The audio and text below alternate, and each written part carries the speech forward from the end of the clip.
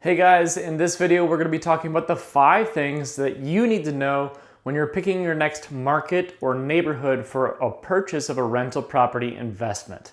My name is Aaron White, I'm a realtor and I'm an investor, been investing in rental properties for well over 10 years. Today I help investors handpick rental properties, and these are the 5 things that we look at when we look at markets and specifically neighborhoods here in Houston that we look for rental properties in.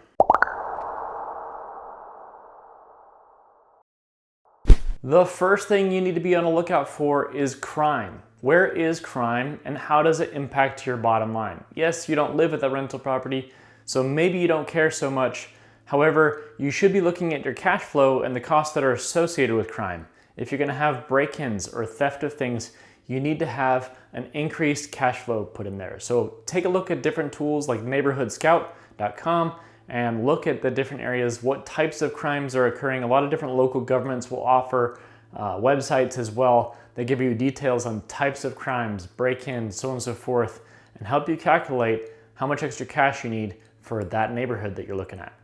The second thing that you need to be on the lookout for is which neighborhoods have the best purchase to rent ratios. You don't have to go out spending tons of time lowballing all sorts of different houses on the market to find one that actually works for cash flow.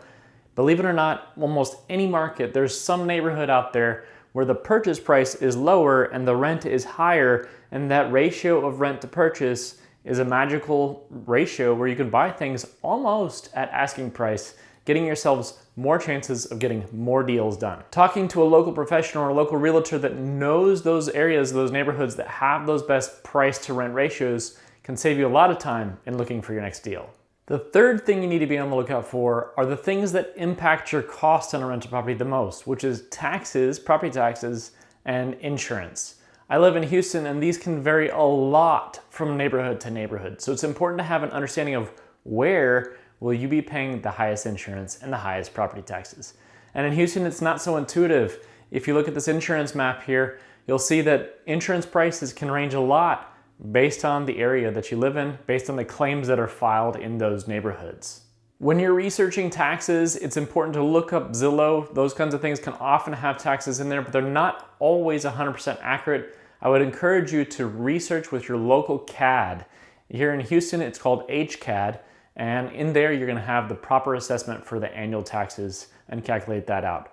Now, as a realtor, I have access to a bunch of different tools that make it really easy for me to go in and pick properties, see the taxes, calculate the cash flow, and hand pick those properties for you guys, getting you, of course, a cash flowing deal sent to your mailbox.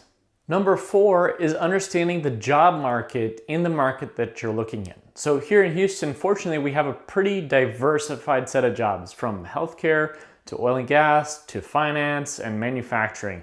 The jobs are really wide and all over the place in terms of industries. When one goes down, you often have another one that's still keeping things afloat. So that's a good thing. But if you're looking in tertiary markets or smaller markets, it's important that you understand the dynamics of that town. Are there new jobs or new factories being built or new jobs coming into play? That's a great sign. Have there not been any new jobs, or is there a decline in jobs or closure of companies and commercial real estate near you?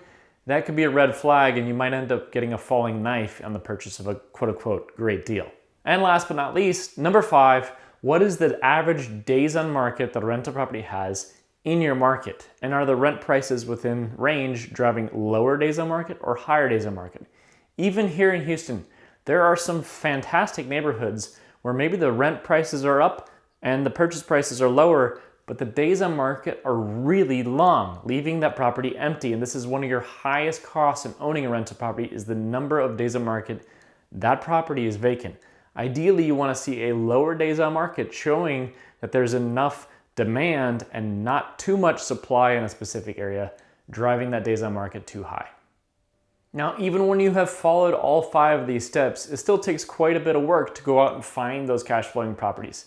As a realtor, I have access to a lot of different tools that makes this a lot easier for me to do than it might be for you. If you live in the Houston area, reach out to the A-List team, either on our website or give us a call. We'd be happy to help you find cash flowing properties and send them to your mailbox every single week. We'll see you at the closing table.